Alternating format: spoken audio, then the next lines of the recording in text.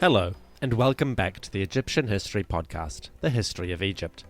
This is episode 65b, Two Tales of Hatshepsut, a narrative of the Queen's Punt Expedition and her Speos Artemidos inscription. Text by James Henry Breasted from his 1906 work, Ancient Records of Egypt, Volume 2, and from a translation by James Allen in his article, The Speos Artemidos Inscription of Hatshepsut. This episode is both a narrative and an artistic description, because the Punt Expedition in particular was recorded both in writing and in visuals. I've done my best to do the artwork justice, but words can only get me so far. There are images going along with the episode, which you will find at EgyptianHistoryPodcast.com. There is also a special question put forth by our listener Brian Lovely, asking about a certain very cool aspect of the Punt narrative's content. Stick around at the end of the episode for that discussion. With that in mind, on with the show.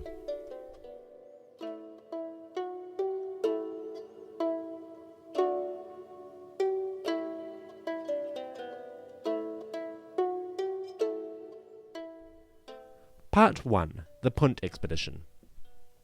Let me set the scene. We are standing in a desert valley in the noonday sun. It is hot and dusty, but we do not feel it so terribly. There is a breeze from the east, where the Nile River cools the air and relieves some heat. And there is shade, thanks to the fact this valley plays host to a beautiful, wonderful orchard. Rows of trees run either side of you in ordered plantings, flanking a pathway that leads up towards the temple that is the reason for our visit.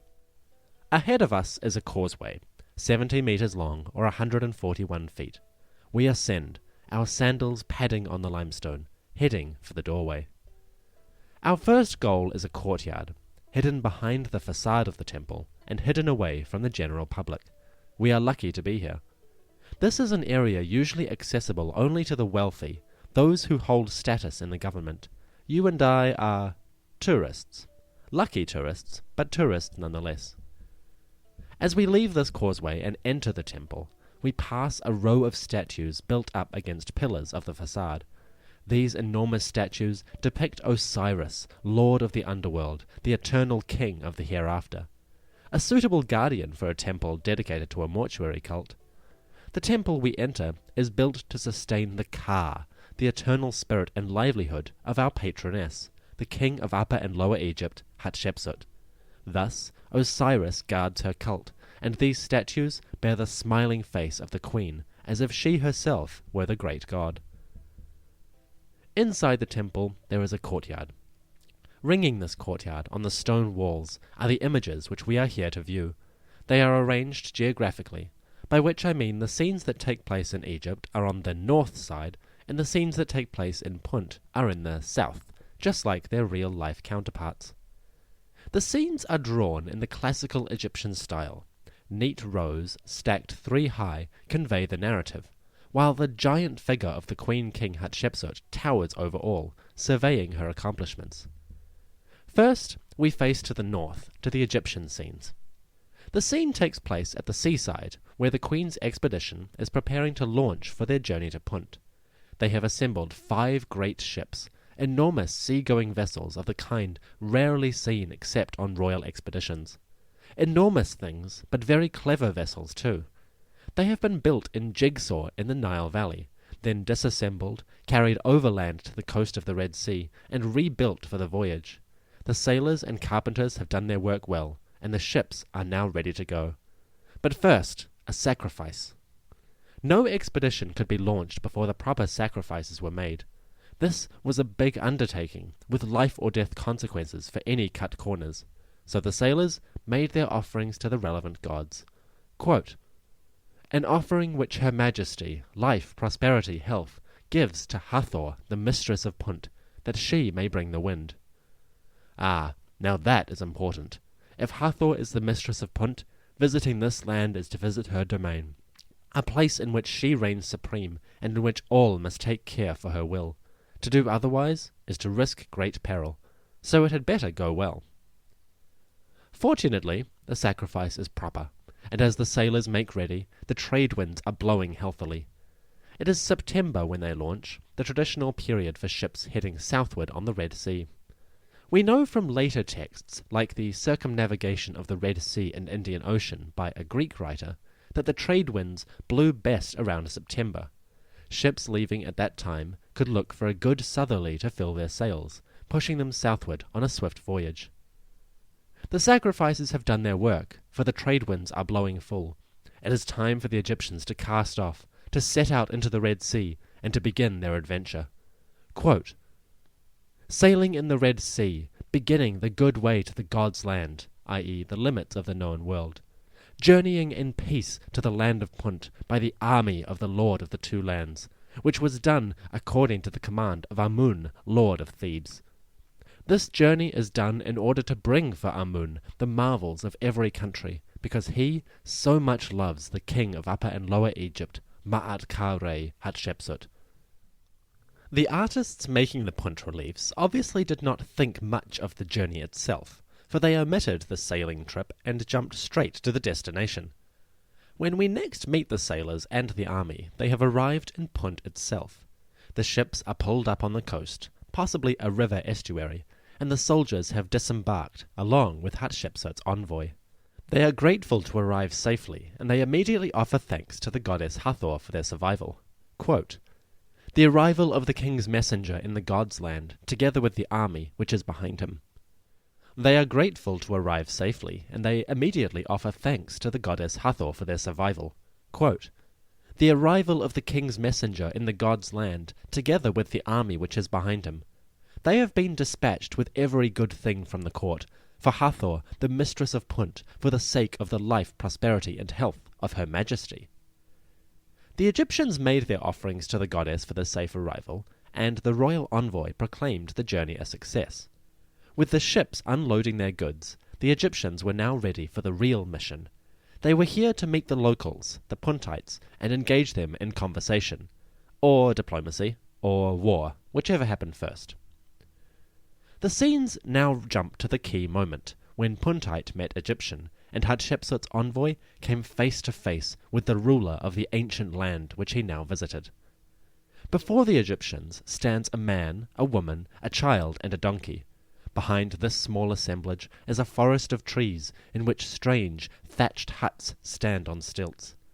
This is the land of Punt, and the village of the Puntite chief, who now comes before the Egyptians with his family. Quote, "The coming of the chiefs of Punt, doing obeisance with bowed head to receive this army of the king. They give praise to the Lord of gods, Amun-Ra. They say as they pray for peace, 'Why have you come hither unto this land?'" End quote. Well, that's a bit of a cold opening. No fussing about with these people, just, why are you here? If nothing else, they seem to be a direct folk. The Egyptian envoy has no answer either, or at least no answer that has been recorded. Instead, the artists carving the scenes skipped over the obvious stuff, what the Egyptians said, which would have been fairly formulaic greetings. Instead, they focused on the unusual stuff. They were interested in representing the Puntites in all their foreignness, not in repeating things that, to the educated Egyptian who is permitted to view these images, were probably standard conventions. So, who were the Puntites? The chief of the land, the chief who now came before the Egyptians, was named Parahu. Physically, he was East African. Artistically, he was not particularly remarkable. He stands in the classic Egyptian male stance, feet apart, left arm forward, right arm crossed over his chest, and holding a small rod or seal to indicate his office.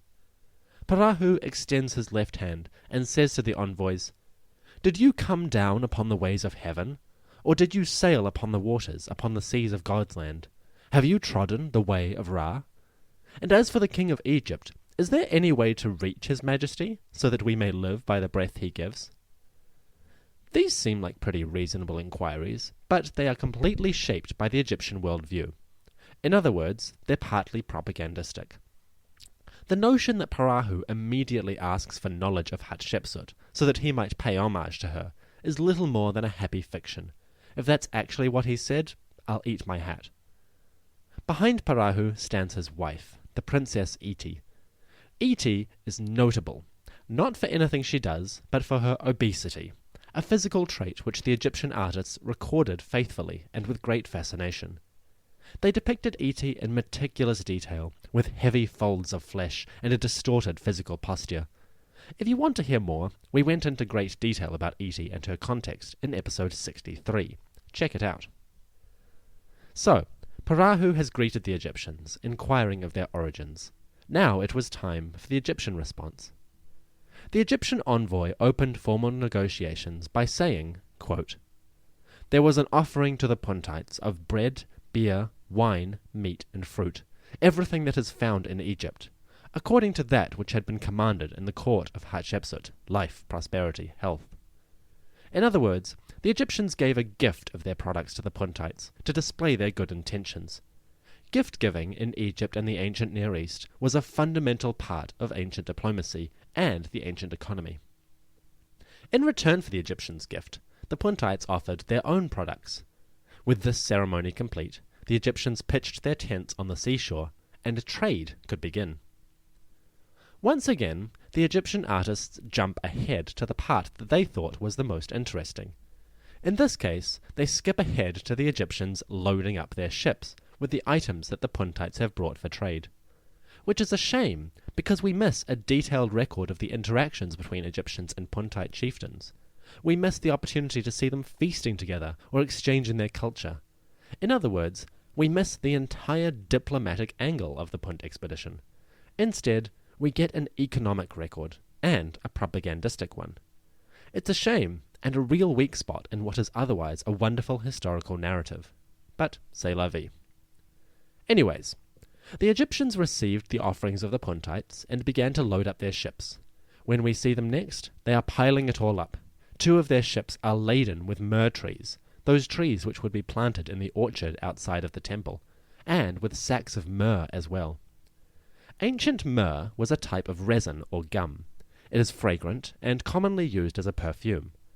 For the Egyptians, myrrh was a perfect item to use in worship.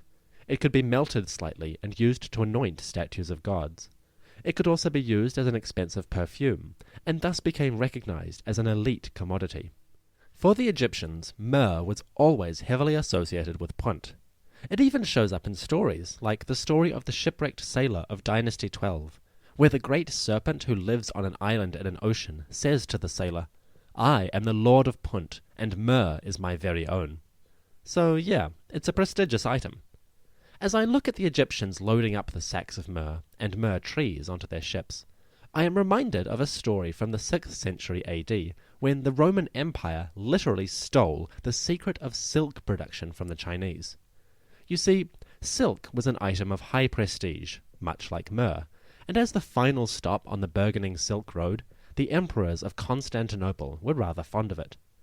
They were so fond of it, and so frustrated by its cost and rarity, that the Emperor Justinian actually organized a project that can only be described as industrial espionage. Justinian sent 2 monks eastward on a mission of spreading the Christian faith, but their secret agenda was to learn where silk came from, how it was produced, and to obtain the means of production for their emperor. When the monks returned a couple of years later, they brought with them a valuable treasure, the elusive silkworms of China. Within a few short years, the Romans of Constantinople were manufacturing their own silk, and the Chinese monopoly was broken. As I look at the Egyptians and the myrrh trees they obtained from the Puntites, I am reminded of that story.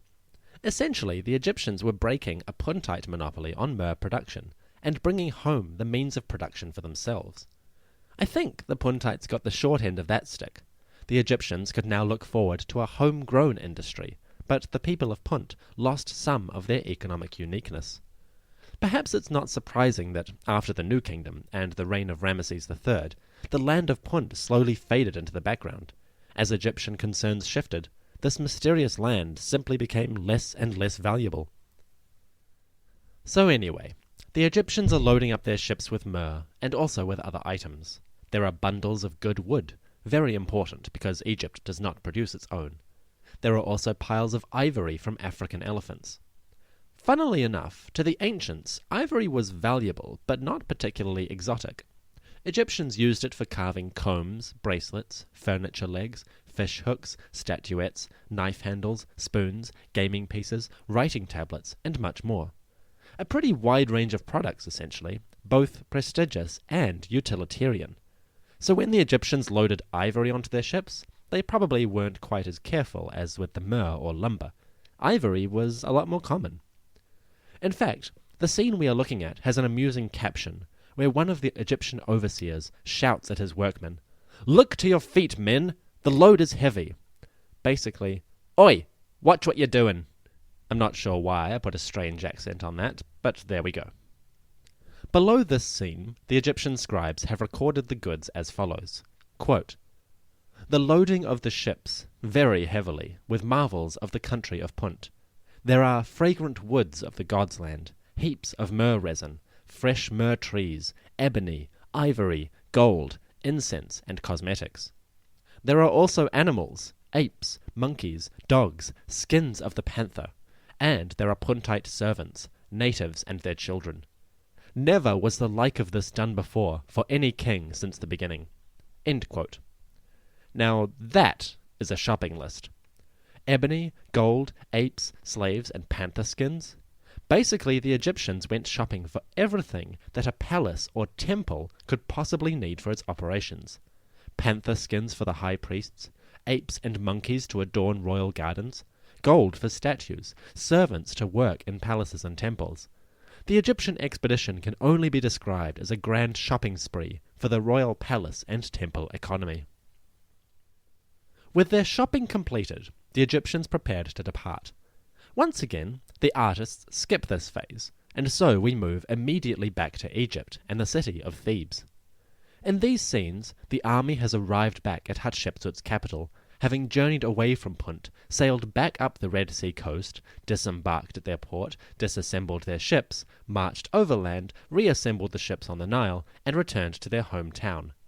We hear almost none of this, and the journey is simply described as a sailing, arriving in peace, journeying to Thebes with joy of heart, by the army of the Lord of the Two Lands. End quote. That's a lot to skip, but Hatshepsut wanted to get to the good stuff.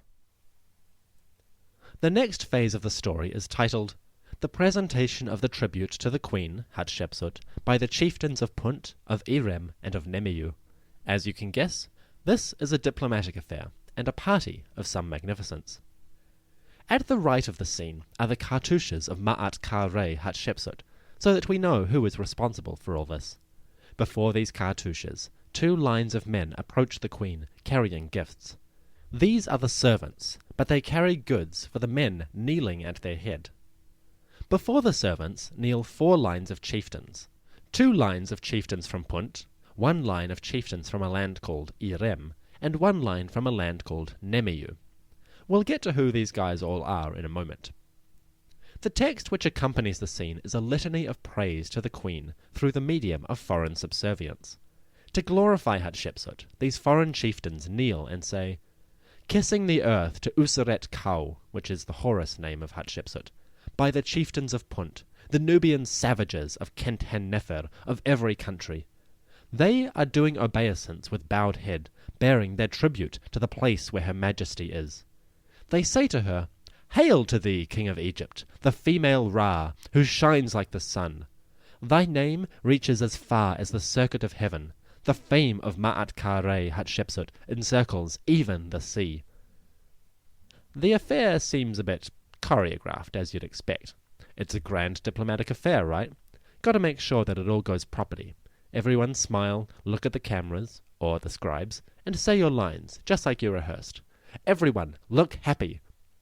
It reminds me of the photo day in primary school, where you tried to pretend that you didn't want to be anywhere else but school. Yeah. You're probably wondering who all these people are, right? I thought we were just dealing with Punt. What are all these Nubians and stuff doing here? Well, we're not entirely sure, I'm afraid. Egyptian geographies are still a bit hazy for many historians.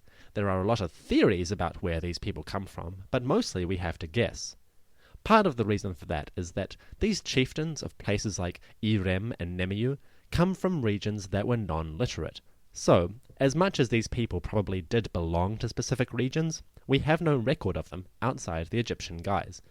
And the Egyptians weren't exactly specific. They didn't say, "Irem is located at the 39th parallel, 20 degrees east, 20 degrees west," that kind of thing. The best guess, I think, is that the chieftains paying homage is actually a sort of collage of different events that happened at various times. What do I mean? Well, maybe envoys from other countries visited Thebes to do homage to several points during Hatshepsut's rule. It makes sense, right? You have a new king on the throne, you want to stay on Egypt's good side, so send a dignitary. Such events probably happened more frequently than we realize. If that's the case, then perhaps this scene is not really one event that happened at one time, but several events all combined together. Basically, while the Puntites certainly made their offerings, chieftains of other countries might have made offerings at other times. Hatshepsut simply cut out the fluff and put it all together into one fabulous sequence, making herself look grander as a result. It was a wonderful spectacle, or spectacles, and the queen was right to put it on her walls. But still, it's a bit of a historical fudging. We now move to a scene where the queen offers the gifts of Punt to her divine father, Amun-Ra. The queen stands on the left, with rows of goods and products arrayed in front of her. The text says, "The presentation of the marvels of Punt, the treasures of the god's land, together with the gifts of the southern countries, to Amun, lord of Thebes, who presides over Karnak, for the sake of the life, prosperity, and health of the king of Upper and Lower Egypt, Ma'at-Kare Hatshepsut. May she live, and her heart be joyful. May she rule the two lands like Re forever." The queen now offers all of those items that we listed before: myrrh, gold, ebony, ivory, etc., animals and captives, all the good things obtainable from Egypt's southern empire, the empire over Nubia, and the trade lands of Punt. As you can imagine, this was a huge pile of things, beyond easy reckoning. Fortunately, the scribes recorded it meticulously, and Hatshepsut ordered that the accounting be put into the scenes. Men scoop up the myrrh and measure it, while scribes take the tally, and the caption says, rather grandiosely, "Recording in writing, reckoning the numbers, summing up in millions, in hundreds of thousands, in tens of thousands, thousands and hundreds. The reception of the marvels of Punt for Amun-Ra, Lord of Thebes, Lord of Heaven." Talk about labouring the point, eh? As if that were not enough, there is then a scene where the gods themselves make a reckoning. Standing before a huge pair of scales piled with gold and, oddly enough, cows, Horus and Sefket, the goddess of letters, watch the measuring. The caption says, quote, "The balances of Thoth, which the king of Upper and Lower Egypt, Ma'at-Kare, made for her father Amun, are accurate and true. They are made in order to weigh the silver, gold, lapis lazuli, and every splendid costly stone, for the life, prosperity, and health of her majesty. The weighing of the gold and the electrum, the impost, which is a tax, of the southern countries, summing up in millions. Reception of the marvels of the south, for Amun, the lord of Thebes." With the measuring proceeding smoothly, and this must have taken quite a while, Hatshepsut now appears to make her formal announcement of the success of the expedition. She does this before Amun. Hatshepsut stands on the left, her staff of office in hand, while Amun sits on his throne at the right. Behind the queen, the sacred shrine of Amun is carried by priests, accompanied by a surprising inclusion, none other than Hatshepsut's young co-ruler, Thutmose III. Surprise! I bet you forgot about him, didn't you? Well, he's still around, and he shows up in Hatshepsut's temple periodically. About 1/3 of the scenes feature Thutmose III, either accompanying his aunt or doing something regal on his own, usually making offerings to the gods. Why is he even here, though? Well, Hatshepsut did not want to ignore the person who was, technically, the first king of Upper and Lower Egypt. She still used his regnal dates, and his reign had begun before hers, no matter how she spun it. So, she did the politic thing again, and included Thutmose even in scenes where, ideally, she would be glorifying herself. So Hatshepsut and Thutmose III stand before Amun-Ra to announce the success of the Punt Expedition. Between the kings and the god stand columns of text which form a long narrative of the so-called oracle of the great god, an oracle which started the whole expedition itself and which gave the event its legitimacy. The oracle is pretty long and quite arcane. I'll give you a selection. Quote, "The majesty of the court, i.e. Hatshepsut, made supplication at the steps of the Lord of the gods. Then a command was heard from the great throne, an oracle of Amun himself. The oracle said, I will lead an army on water and on land to bring marvels from the god's land, for this god, Hatshepsut, for the fashioner of her beauty. It was done according to all that the majesty of this revered god commanded. Then Amun said, "Welcome, my sweet daughter, my favourite, Hatshepsut, who makes my beautiful monuments. Thou art the king, taking possession of the two lands. Thou satisfies my heart at all times. I have given thee all life and satisfaction, all stability, all health, all joy from me. I have given thee all lands and all countries. I have given to thee all of Punt, as far as the lands of the gods. The marvels brought from Punt under thy fathers were brought from one to another, and since the time of the ancestors of the kings of Upper Egypt, who were of olden days, no one trod the myrrh terraces any more, and the people knew it not. But I will cause thy army to tread them, and I have led them on water and on land." End quote. Amun-Ra, it is known, is the source of all success. Without his blessing, no king prospers, and no person thrives. It is therefore only fitting that Hatshepsut and Thutmose III should give such credit to the god, to put their riches before him, and to make public proclamations of his help. Anything less would be quite disrespectful. With the oracle reported, we now reach the final inscription of the Punt Expedition. Here, Queen Hatshepsut sits on her throne, and before her are the figures of 3 noblemen whose names are now lost. The queen brings these men forth as representatives of her court, and makes a speech that might well be a recounting of her actual historical words. Obviously I am not a woman, and I decided that reading Hatshepsut myself would be a bit odd. So, please welcome Hatshepsut. I shine forever in your faces through that which my father, Amun, has desired. Truly, it was very much my desire to do this, that I should make great the one who created me, and, in giving that to my father, that I should make splendid for him all his offerings. I am doing as the great one Osiris did to the Lord of Eternity, Amun-Re. I am adding increase to that which was done before. I will cause it to be said to posterity, how beautiful is she, through whom this has happened, because I have been so very excellent to him, and the heart of my heart has been replete with that which is due to him. I am his splendor on high and in the netherworld. I have entered into the qualities of the august God, and he hath opened the ways for me.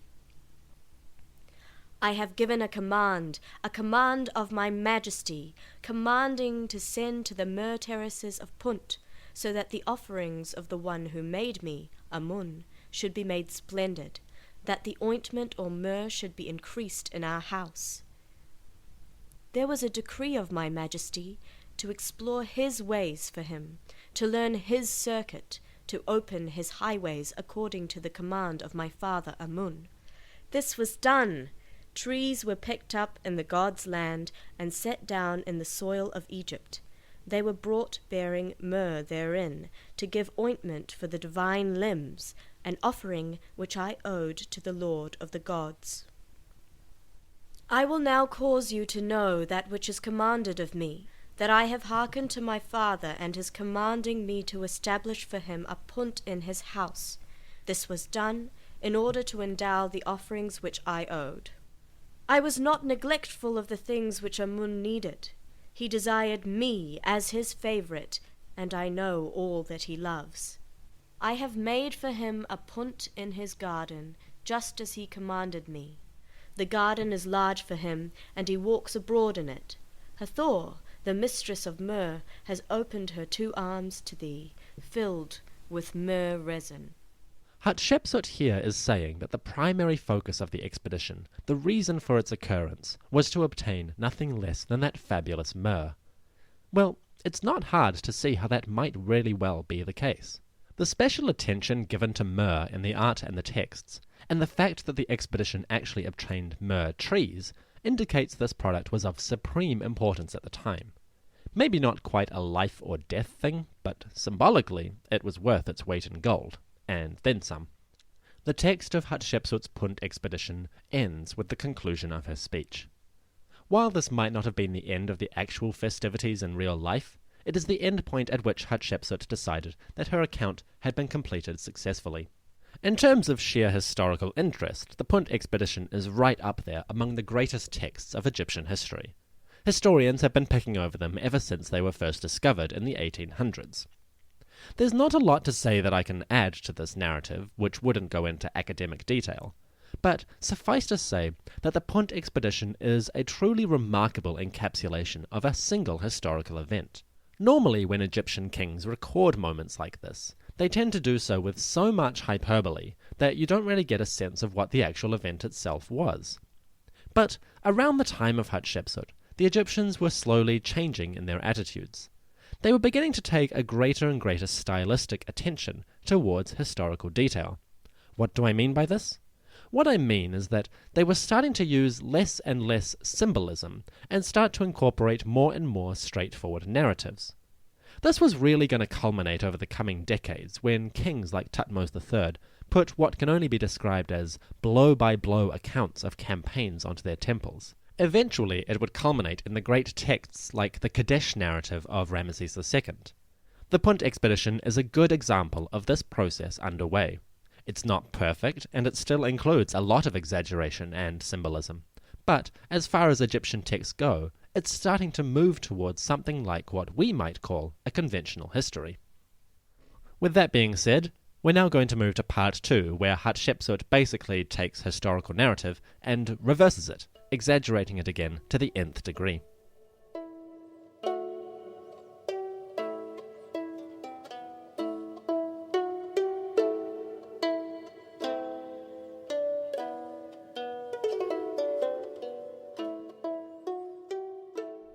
Part 2. The Speos Artemidos Inscription. The Speos Artemidos inscription is called this because it is located in a temple called the Speos Artemidos.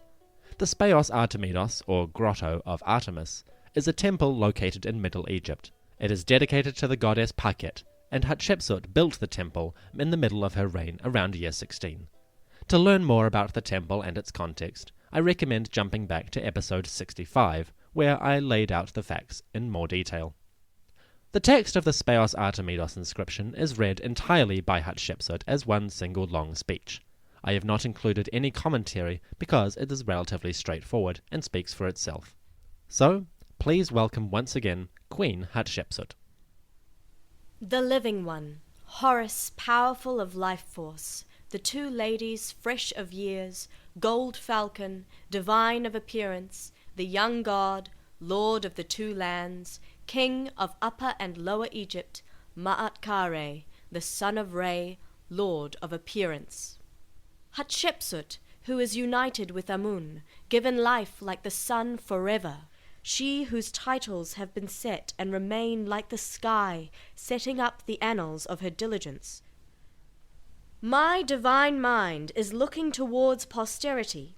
The king's heart has thought of eternal continuity because of the utterance of he who parts the Ished tree, Amun, the lord of millions, and I have magnified the order he has desired. For it is known to me that the king lives on this order.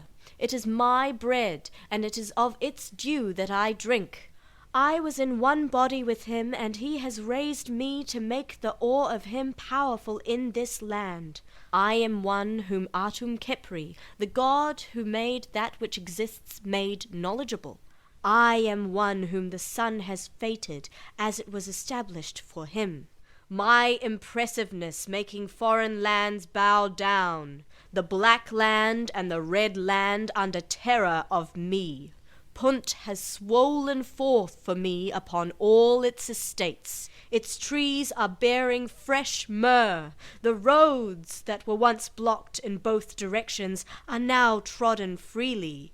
My troops, which were unequipped, have finery since my appearance as king. Concerning the temples which I have restored, the temple of the mistress of Cusay, which had completely fallen into dissolution, I hallowed it, built it anew, fashioning its leading serpent of gold in order to defend its town in the processional bark. Furthermore, great goddess Pakhet, who roams the desert wadis, who is resident in the eastern desert, was seeking the rainstorm's paths, since there was no libation service that fetched water for her. I have made her enclosure as that which this goddess intended for her Ennead. The door leaves are made of acacia inlaid with bronze, in order that they might be in it. Her calendar of festival offerings is in effect. The lay priests are learning of its timing. The towns of Her and Hermopolis were impoverished of provisions. I have consecrated the sacred precincts of their towns, established them as a visitable place. Those who were poor now take from the storehouses.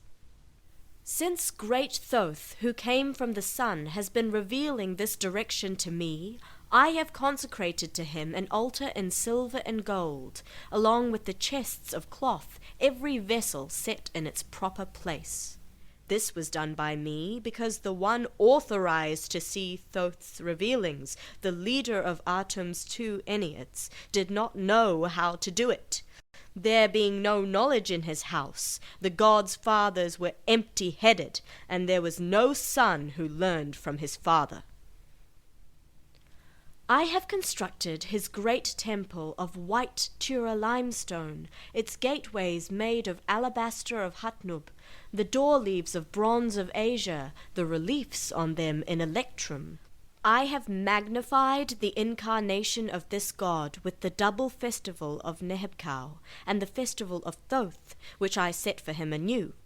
I have multiplied the god's offerings for him more than what was before, by my acting for the Ogdoad. For Khnum in his forms, and for Heket, Renenet, Meshkenet, united to build my body, for Nemtawi, Nebetka, she of whom it is said that the sky and earth are hers, and he in the mummy wrappings in Hebenu. If you're having trouble keeping up with the names of all these gods, don't worry about it. Most of the beings whom Hatshepsut is talking about are minor deities associated with different localities and regions of Egypt. Yeah, there are references to gods like Khnum, a cosmic creator, or Hathor or Osiris, but overall, Hatshepsut was dealing very much with local cults. This was a good way to spread her name into the provinces by reviving local temples and making sure that they had enough supplies to make their daily offerings. This was a good way to make sure that people knew who the benefactor of the country truly was. Naturally, Hatshepsut did not only tell us about the cult she revived, but about the celebrations which people gave in her honor. The relevant towns are in a festival of witnessing to me with the words, unknown, unknown. The enclosure walls are in foundation, for I have established them and made them festive, giving the houses to their owners. Every god says to himself, one who will achieve eternal continuity has come, whom Amun has caused to appear as king of eternity on Horus's throne. So listen, all you elite and you multitude of commoners, I have done this by the plan of my mind. I do not sleep forgetting, but have made form that which was ruined. I have raised up what was dismembered, beginning from the time when the Asiatics were in Avaris, with vagrants in their midst. Toppling that which had been made, they ruled without the sun, and he did not act, down to my own Uraeus incarnation. Now I am set on the sun's thrones, having been foretold as one born to take possession. I am come as Horus, the sole Uraeus, spitting fire at my enemies. I have banished the gods' abomination, the earth removing their footprints. This is the system of the father of my fathers, the sun god, who now comes at his dates. Damage will not happen again, for Amun has decreed that my decree remain like the mountains. When the sun disk shines, it will spread rays over the titles of my incarnation, and my falcon will be high on the top of the Serek for the course of eternity. Utterance of the king of Upper and Lower Egypt, Ma'at-Kare, the son of Re, Hatshepsut.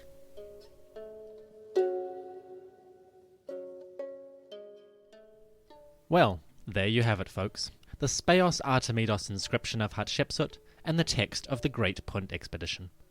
I hope you've enjoyed these stories and will join us soon for episode 66, in which we recount the later years of Hatshepsut and the transition between her reign and that of her young co-ruler, Thutmose III. But stick around, because it's question time. Now, a question from my listener, Brian Lovely. Brian says, I couldn't help noticing the fish beneath all the ships in the Punt Expedition.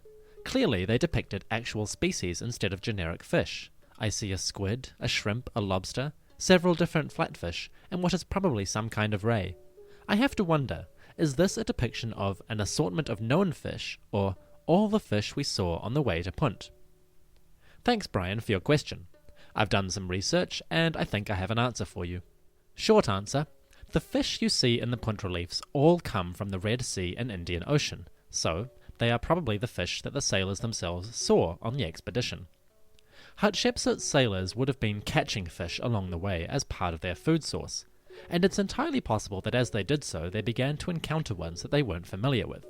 It seems that someone among their number had a deft hand with artistry and began to make copies of them. We know that Egyptian scribes were quite skilled at basic sketching because we have evidence from later periods to show this. In the 1960s, scholars gathered together a whole bunch of ichthyologists, which means fish experts, in order to examine these fish. They were trying to determine whether they came exclusively from one ocean or geographic region, or whether they were a sort of composite of types that the Egyptian knew. So, basically, your question. The result was that the fish and crustaceans and turtles seen on the Punt reliefs are all based in the Red Sea and Indian Ocean. Remember that back then there was no canal between the Red Sea and the Mediterranean as there is today, so historically the two regions were separate in their fauna. The items you see on the Punt reliefs all come from the Red Sea and Indian Ocean, so they must have been documented by the sailors working on those ships. I hope this answers your question satisfactorily. If not, let me know and we'll go into greater detail. And now we end our episode. My special thanks to Anya Banerjee, who plays Hatshepsut. If you like, stick around for a few outtakes from our recording, in which Anya tries on a few different accents for the Queen, and we see what Hatshepsut might have sounded like if she were from Brooklyn, or Indian, or a bunch of others. Alright, so, do you want me to try? Okay, so, damage will not happen again, for Amun has decreed that my decree remain like the mountains. When the sun disk shines, it will spread rays over the titles of my incarnation, and my falcon will be high on the top of the Seraph of the course of eternity. Utterance of the king of Upper and Lower Egypt, Ma'at-Ka-Re, the son of Re, Hatshepsut. Got my Irish accent? My divine mind is looking towards posterity. The king's heart has thought of eternal continuity because of the utterance of he who parts the Ishid tree, Amun, the lord of millions, and I have magnified the order he has desired.